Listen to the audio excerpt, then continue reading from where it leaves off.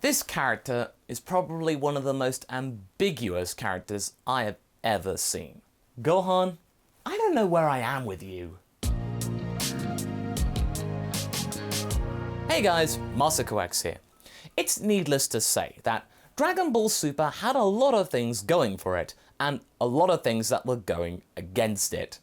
It may have been a necessary stepping stone to Dragon Ball's evolution into a modern day series. I mean, seriously, it looked so dated in the early arcs of Super, but there was a need for the series to be here. We got Broly out of it, something that stands up as one of the best anime action films of the decade, and a real boost for the franchise worldwide. So what about one of its most ambitious, but one of its most topsy-turvy arcs, the Tournament of Power saga? It was meant to be many things to many people. For myself, it was the ultimate love letter to the traditional Dragon Ball narrative tool. Tournaments were the thing that kept the series from stumbling at the first hurdle back in the 80s, no joke. According to Toriyama himself, the first arc of the manga was not very popular with fans, it was okay. And it was the 21st World Martial Arts Tournament and the build up towards it, plus also the introduction of Krillin, which saved the manga from being something different or perhaps being cancelled. So surely this is the bread and butter of the series. It should be easy to do, right? Well, on one hand, it had some pretty interesting character designs and many flashy moments. They managed to pull off having 70 new combatants show up in one go, and while some of them barely got any screen time, they were able to at least give them a design which seemed like there was some effort put into them. The Universe 9 crew looked really gnarly in particular, like they came from the world of biker mice from Mars or something. There's a caveat here though. Due to the arc's placement within the overall Dragon Ball timeline as we know it, it is almost the biggest sufferer of the series' most critical flaw. The stakes. They're non-existent stakes. We all know that the end of Z is coming, at least for now, and that the characters are all there, including the likes of Oob, who has been alluded to several times. We know the overall outcome right now, so the journey needs to really make up for it. It needs to be spectacularly done. Be its own reward for watching. It didn't quite stick the landing there. Not to mention the weird pacing. There were times where a lot of things happened really quickly, and then episodes where one fight would drag for 1 or 2 episodes. Naturally, some battles need to take precedent, but there is a way to do it, and Super didn't really do it. Despite this, the saga was an entertaining bag, but a mixed one for sure. But one thing that we can appreciate about it though, is the fact that it at least attempted to give someone whose name isn't Goku or Vegeta some kind of reasonable screen time. And of course, naturally, it failed towards the end of the arc, where we had to bring Goku back in there, but we can say at the bare minimum that the writers tried to do something different. It just didn't work out too well for them, and they went down the easiest route, because deadlines. Remember my video about the 5 potential outcomes that the Tournament of Power arc could have had? Well, the boring option happened, and I really hoped that it wouldn't. And whilst I was sad about that, I mean, I knew it was coming. Shame we didn't have the GP going rogue and the tournament contestants having to band together and fight this evil menace. Seeing Bergamo and Goku putting their differences aside, joining forces, that would have been ace! Oh well. Excelsior, Wattpad! Sadly, throughout all of this, some of the characters had less than stellar exits from the tournament, and we're looking at you, Tenshinhan. His episode being consistently rated as one of the worst of the entire 54 episode story. At least most of our Universe 7 heroes achieved something. Well, actually, that's not quite true, not in the manga. If you've been with this channel for a while, you know that we don't consider the Tournament of Power chapters of the manga to be a crowning achievement, a glowing example of what Toyotaro can do. And to be fair, we feel that neither does he. Maybe he was forced to finish a story that was already way ahead in the anime department, like he had to catch up quickly. But still, there are some things that are hard to forgive. Even with that in mind, it's weird because it started on a pretty high note with a huge battle between the gods of destruction, and it added some personality to Jiren. He actually spoke and gave some clarification towards his stance on the tournament and his thoughts on the whole affair. You know, instead of just having him remain silent, meditating and being resolute for most of it. But when it came to the actual tournament itself, there The caretaker artists of the manga really did not want to be doing this arc, as a lot of the characters didn't show up, or barely got featured, like my boy Caterpessler. These characters were just thrown out of the ring by a Universe 7 member, probably, or just it happened off panel. And not only that, Krillin and Tenshinhan didn't get a chance to really do anything, making the tournament into even more of a Saiyan show mostly, and it made certain characters knock out the fighters of the opposite teams in tens of seconds instead of at least a few minutes. Those first couple of minutes in the manga were far too speedy, you could barely keep up. Kale eliminated 17 fighters herself, almost a quarter of the lineup from one character who isn't from Universe 7. Yeah, okay, that's progress, at least it's not Universe 7, but still, whoa. Her character was all wrong from what we got in the anime. In the manga, she was an absolutely uncontrollable beast, and far less endearing than in the anime. And it really added fuel to the male Kale fire, that she truly was a Broly facsimile made by a committee. At least the anime tried to add some of her own mystique and own personality. You see, she was able to give Toppo and Vegeta, Mastered Super Saiyan Blue Vegeta, which is a manga exclusive form, a run for their money. And not only that, but she managed to best Anilaza alone, the big monster kaiju guy. This is the same Anilaza, mind you, that in the anime needed to have a combined force of all of the remaining Universe 7 fighters to defeat. So yeah, what we are trying to get at here is, before we talk about the main discussion, is that the Tournament of Power was all over the place in what it wanted to set out to do. It's one of those rare moments where the anime version was better than the manga version. The manga version was frankly being phoned in, and had glaring issues with how it was conducted. You can only imagine how powerful Kefla got, if Kale was able to do so much with so many strong opponents.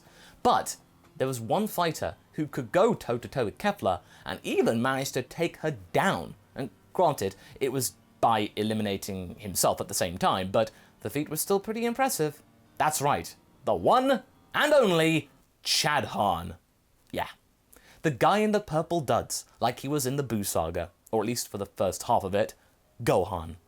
As you guys may have probably noticed, the poster that we included at the beginning of the video promotes the manga, not the anime.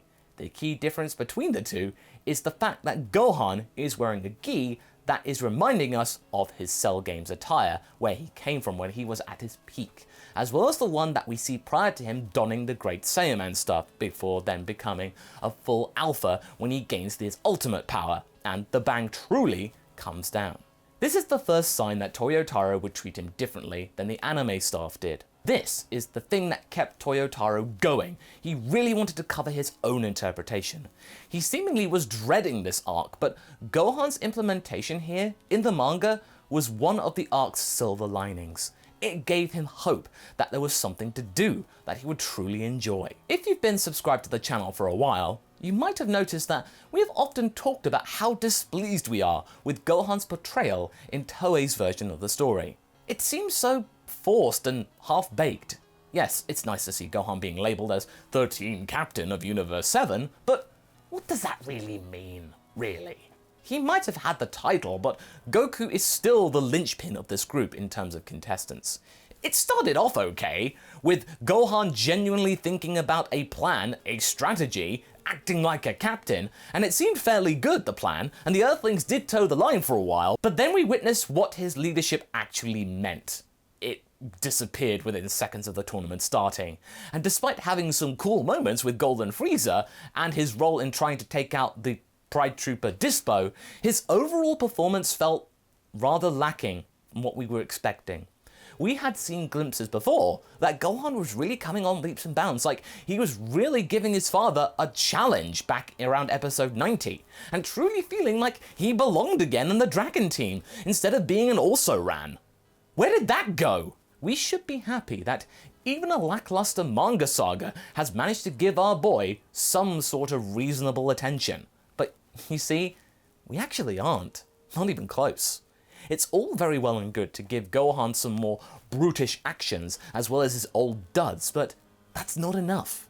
You need to give him something that will stick, and something that will mean something in the long run, to give the guy some kind of enduring legacy, some staying power, instead of just simple flashes in the pan.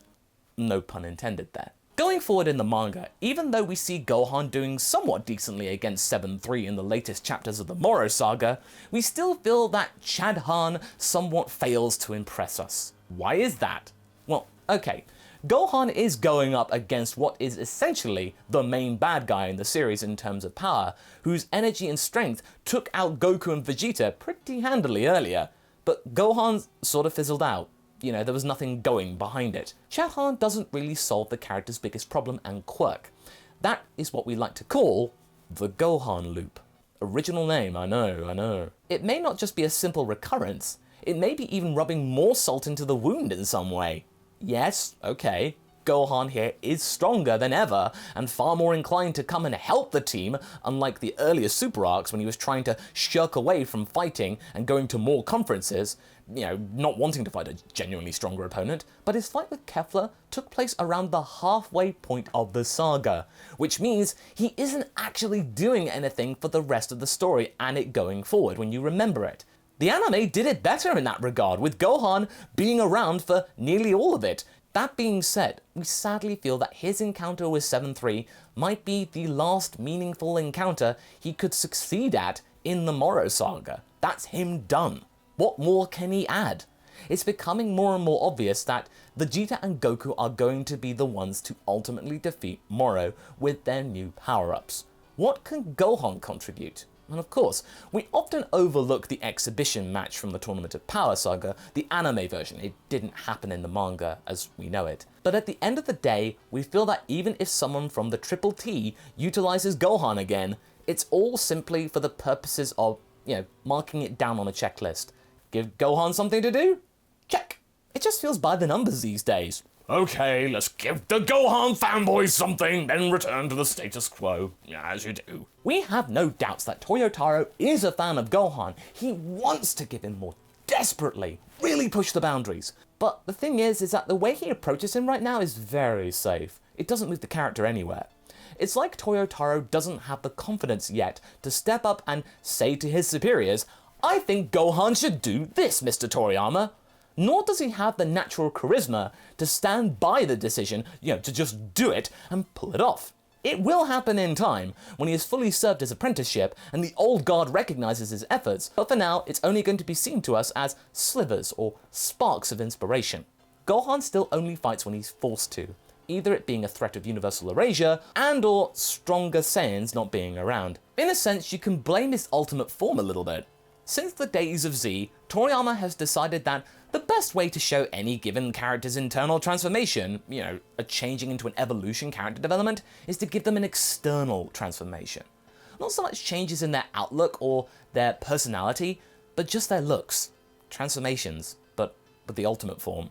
It's supposed to be ultimate, so the growth of the character would need some extra finessing to truly make it an ultimate success, which the medium sadly lacks. Ultimate doesn't look flashy, it's all implied. He looks like his base form, only more brash. Gohan does carry himself much more pridefully in this form, which is good. It's something different. A change to a character's demeanor is positive, but it can all disappear lickety-split, and after the fight with Super Buu, Gohan just fades into the background again. Like he never had the power. So because of all of that, Gohan is back to recycling the same old story, the Gohan loop again, when he struggles to balance his scholarly life, or whether it was an imprint that Chi-Chi has left on him, and his fighter life, which was kind of imprinted on him by Goku. What he's doing is living up to his parents' expectations, and even though he may enjoy reading and intellectual pursuits, he does take things to the nth degree there, to ensure that his folks are actually proud of him, they're not disappointed at him. As much as we love to see Gohan do stuff, sometimes we wonder if it wouldn't have just been better for him to just drop fighting altogether and support his team as the brains of the operation, in a way similar to Bulma. Just use his own intelligence and work with Bulma to create something great. Think of what they could achieve. Now before you raise the pitchforks, let me explain. At least Gohan not fighting would in a way give this character some kind of closure and would free him from his loop that he's been entombed in for so long, whilst allowing him to explore new territories. As of right now, he's just a checkbox who is thrown away before the real party starts by setting him up against artificially buffed stakes. So he is out of the way when Vegeta and Goku are going to be dealing with the main threat properly. And that is a huge shame, because a large part of why we love Gohan is how quick he's able to adapt to everything going on for him, everything that Toriyama threw at him back in Z. Even through the large part of the Buu saga, Gohan was changing, reacting to being a total opposite of his father, who was the one changing the world around him. But at some point, that all got lost, and Gohan was left behind, like a monkey chasing its own now non-existent tail. And Chadhan or not, he still needs something to happen to him in his life. Return to regular training, or a dedicated saga, dropping his warrior nature, anything. Because at this point, Chadhan feels really stagnant, and we hate to see him like this. So what do you guys think? What could get Gohan's character arc going again in a forward direction? Does he even deserve the chance for this to happen? Leave a comment below, and let's get this discussion going. And I shall see you in the next video. Catch you later!